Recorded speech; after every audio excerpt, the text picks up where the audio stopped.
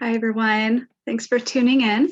My name is Megan, and I am the Nominations Director on the Families and Global Transition Board of Directors.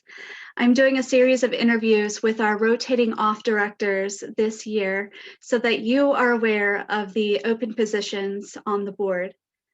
The open positions term commitment for this year, it goes from October 2021 through October 2023. And the open call for applications begin March 22nd and go through April 13th. So today I'm delighted to be speaking with Matilda. She is our FIGT Scholarship Director, and I would love for her to speak more about what she has done in the past 2 years on the FIGT Board as Scholarship Director and what she has found fulfilling about it. So welcome, Matilda. Thank you so much, Megan. I'm so excited to be able to talk about this position.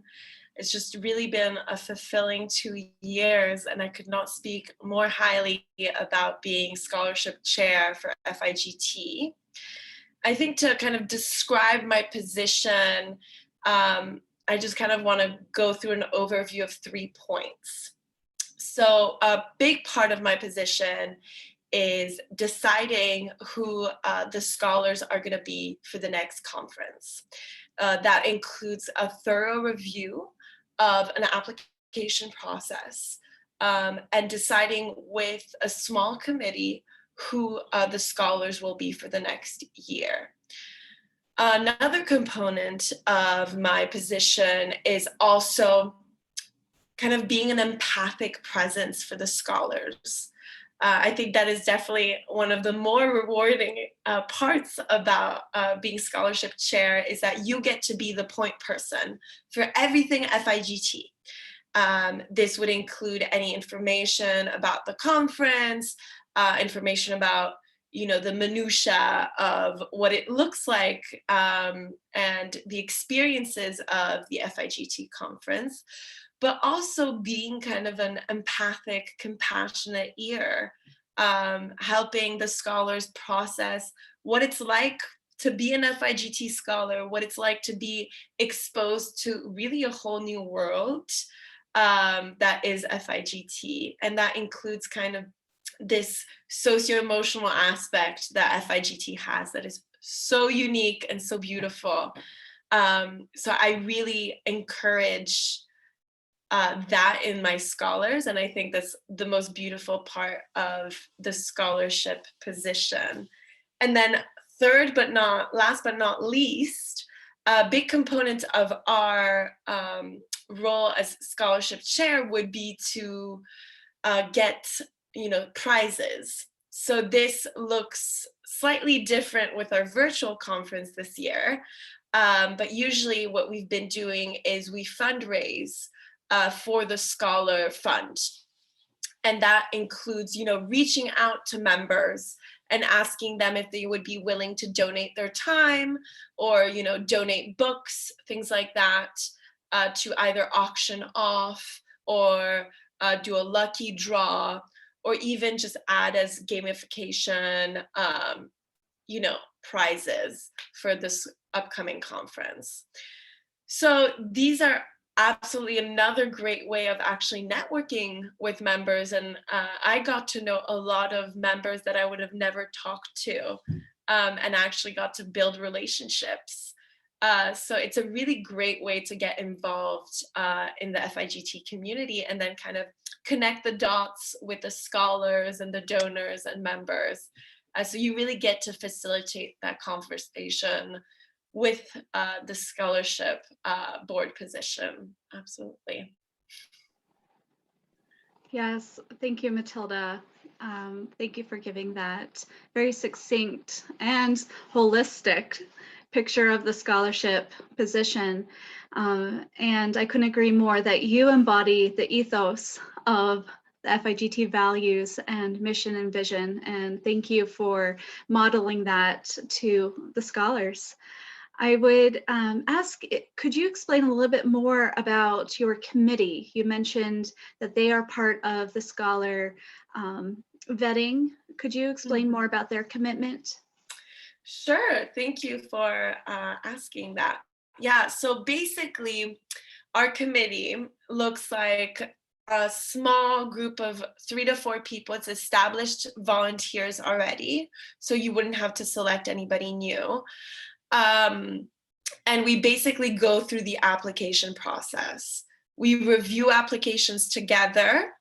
And actually, let me backtrack on that.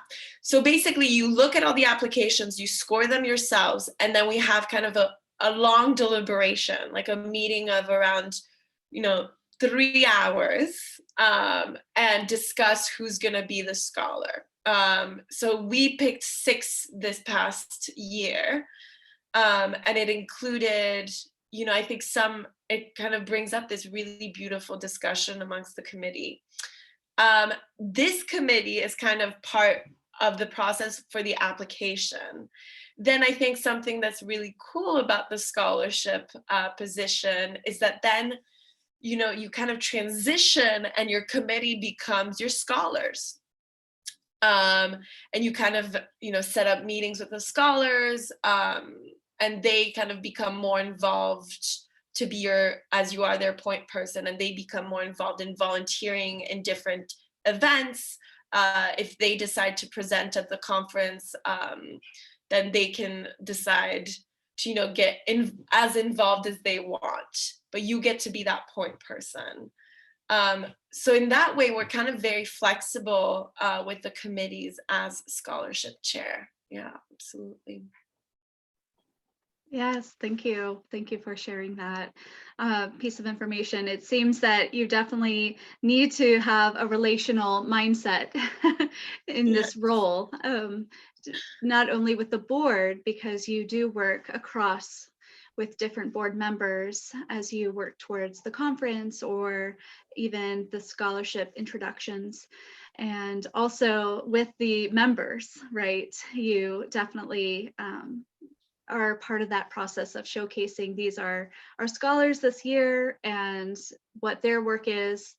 And so you do so much of behind the scenes. Once we see the, product, it's just this multi-month process that you go through. So thank you for that commitment. I think you described it perfectly. And something that came to mind is kind of like you get to be the guide in a way, right? You guide the scholars in a new community. You introduce them both to the board and the FIGT members. And I think that's such an honor, and it's such a humbling experience to be able to do that and kind of be, the bridge for the scholars. So yeah, it's very rewarding experience for sure. Yes, yes, thank you for that addition. And I remember when you were a scholar, an FIGT scholar in Bangkok, and you spoke very highly of how Jody, the former scholarship director, really was the nurturing and this collaborative force in being that guide to the FIGT community. And so I think you took the baton very gracefully. I wonder, in the past 2 years, what have been some of your top celebrations? It hasn't been a unique, it's been a very unique term, I think, the past 2 years, but tell us a little bit more about your contributions. I'm just saying, Megan, like, please keep these compliments coming. Like, it's great. Thank you. I think in a way, I feel like the role as guide was especially tested this last year. We definitely came upon some unprecedented times. And we really had to communicate very well what was going on, especially when it came to canceling our conference in 2020. So in that way, I think I found it to be really rewarding in a way of, wow, I got to be, that socio-emotional support even more. And we actually had kind of this really great quarterly meetings now where we kind of regroup as scholars and discuss just how our expectations have been impacted, and how the loss and the grief of not going to an in-person conference and actually creating a space for it has been really a beautiful success that I found, and just having, honoring those feelings around it. I think that's something that I hope continues on, is doing these quarterly meetings with the scholars, even though sometimes it can be difficult, right? Especially since, we are, this year especially, we're quite literally at all different time zones, quite drastically so. So logistically, it can be a challenge at times, but it's always so rewarding when we all get on the same Zoom call, for sure. And then another, I think, achievement, I would say, would be just this ability to feel really, I mean, I don't know if this is an achievement, but to just feel really supported by the board during this really difficult time. And this understanding from the board about how to best support our scholars, and just truly feeling like that was very well communicated to me. I think something that is really rewarding about being the scholarship chair is being an advocate for the scholars, and really being there for their needs and presenting those needs to the board. So I think that's definitely something that's a very important component of being the scholarship chair. Absolutely. Yes, yes, Matilda. Thank you so much for being that guidepost and a guiding light to the scholars this cycle. I'm wondering, as we continue to shift as an organization, and we don't know, even what 2022 might look like in terms of conference, how do you think that the scholarship chair, or the scholarship director should approach this onboarding process in October? What are some of the things that they should be considering for their term?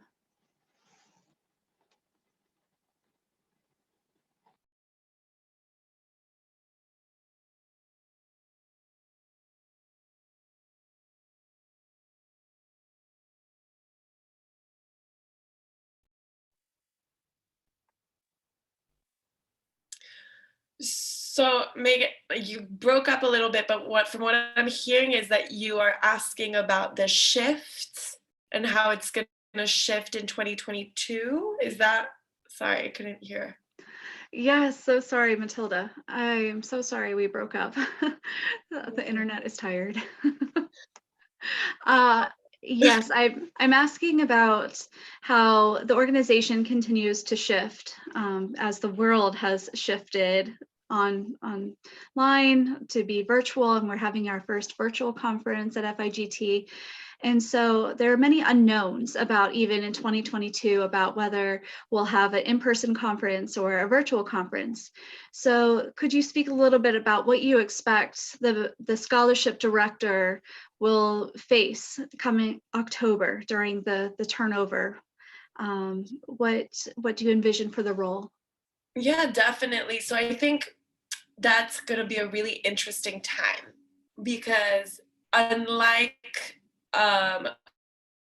in my position during my term, the virtual conference was completely unexpected. Hopefully by the time that we have applications, we might have a little bit more information around what the next 2022 conference will look like. And that might actually open a lot of possibilities for the scholarship chair to truly expand the scholarship fund, or the scholars in general, and actually kind of rethink a little bit about how that might look like. Do we want more than 6 people to be scholars?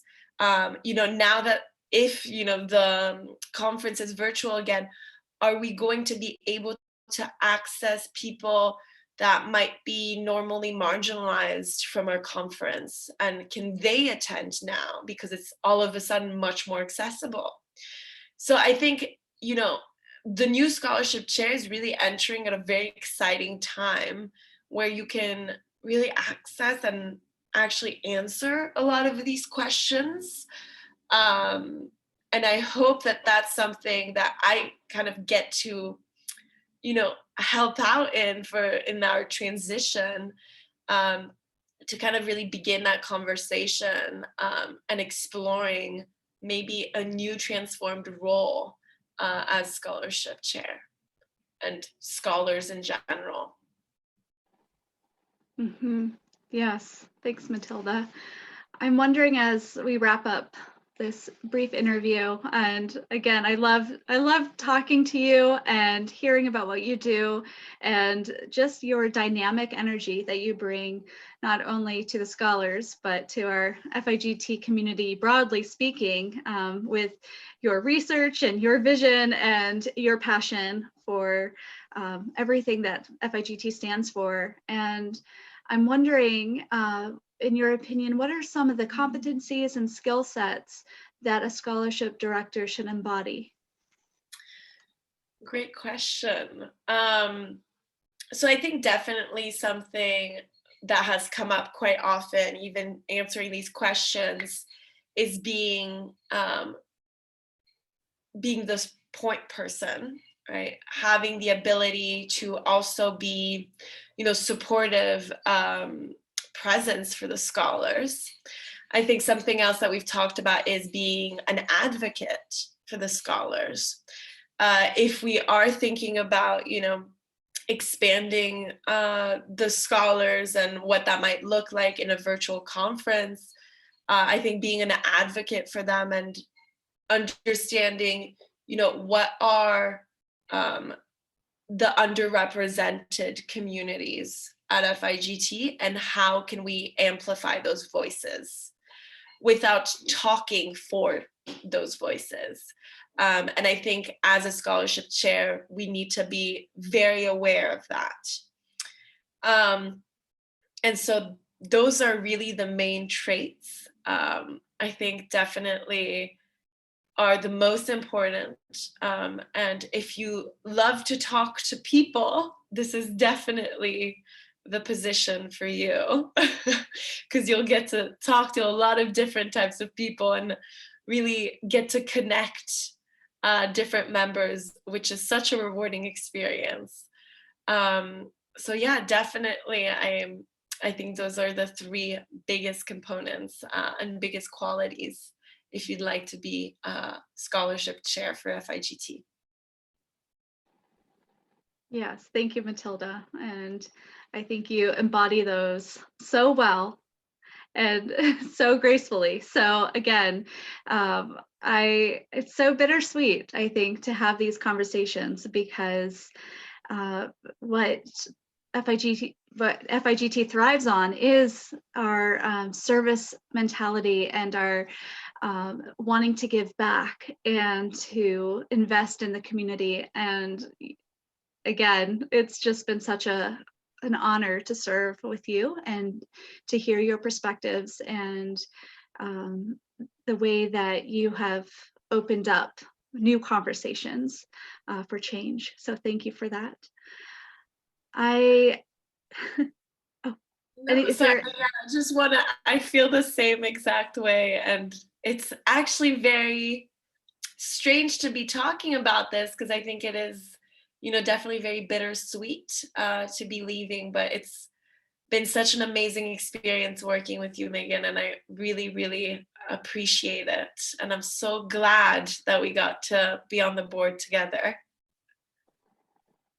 Me too. Yes. Thank you, Matilda.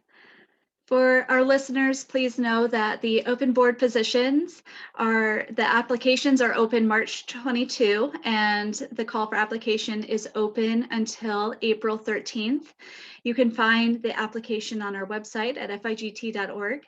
And if you have any questions about the nomination cycle itself, please feel free to email me at nominations@FIGT.org.